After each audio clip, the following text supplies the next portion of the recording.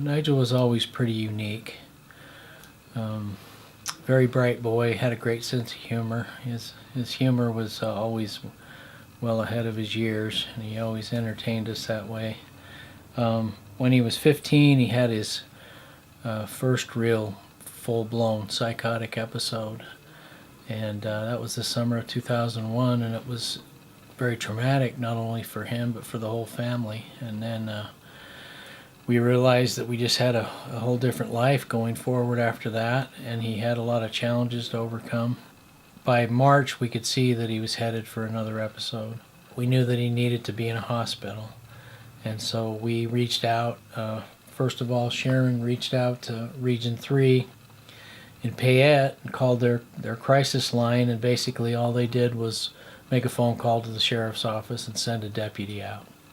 I had tried to get them to put him on a mental hold, and several times they said, no, we can't do that. And I said, well, I just need him to be safe, so I'm going to charge him with battery. And all he'd really done was shake me like this. He hadn't really hurt me, but battery is if they touch you. And that's what I had to do to get him safe. 2 hours later, they called me to let me know that they had released him on bail, and not more than a half an hour later he was home. He had walked all the way home in his bare feet. We tried to have a family dinner and celebrate a birthday of one of our other boys. And Nigel was very paranoid and not doing well at all that night. So we called the police again, hoping that they would finally come and realize this would be the fourth time we'd contacted them in 4 days, and we really needed their help desperately.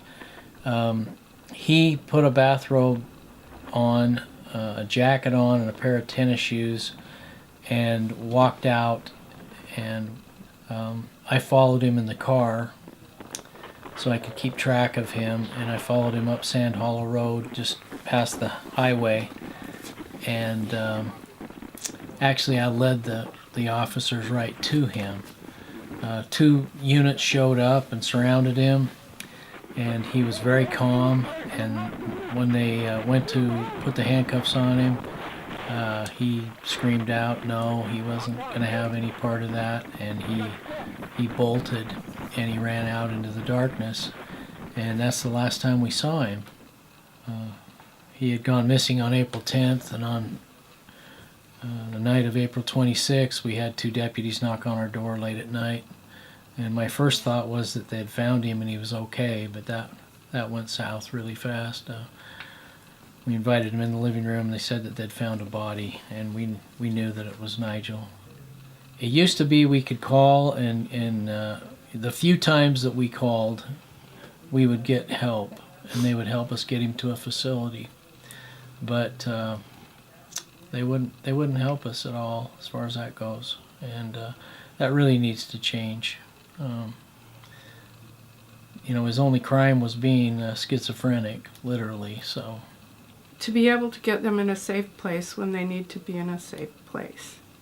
There's nothing we could do legally to make that happen. That's all we needed. That's all we wanted, was just to get him safe. That's it. Because Nigel was really a good man.